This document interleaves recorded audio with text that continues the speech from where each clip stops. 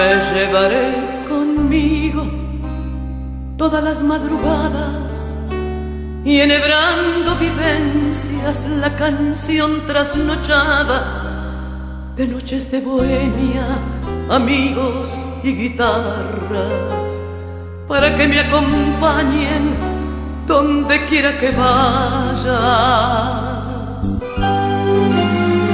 Me llevaré conmigo en los pliegues del alma la sonrisa de un niño, es decir, la esperanza, esa brisa constante que sostiene mis alas y que va por delante remolcando mis ansias. Me llevaré conmigo los zapatos gastados de todos los caminos por los que he caminado, por los muchos amigos volvería descalza, a pesar de las piedras, si fuera necesario.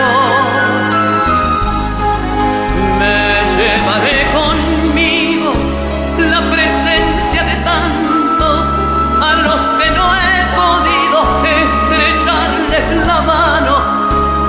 La próxima nos vemos y cualquier escenario será el sitio adecuado para darles mi canto. Me llevaré conmigo de las cosas más bellas un gran poncho tejido con tejido de estrellas y un sombrero de luna del cielo de esta tierra, para que me cobijen el frío de la ausencia. Me llevaré conmigo, amigo, ¿qué te pasa? Si el tiempo es un instante y un instante es mañana, mañana nos veremos, mañana es cualquier día. Tiene leña la llama y seguirá encendida. Me llevaré conmigo la emoción florecida de saber que cantaron por mí las golondrinas, esa canción que acaso no es canción, sino alma,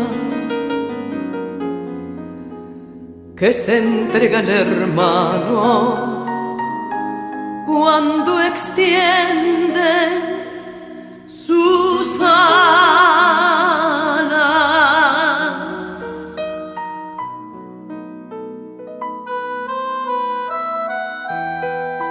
Y me iré lentamente, con el último aplauso, con el último vuelve y con el último abrazo. Yo sé que nos veremos cuando Dios lo decida. Dejo aquí lo que tengo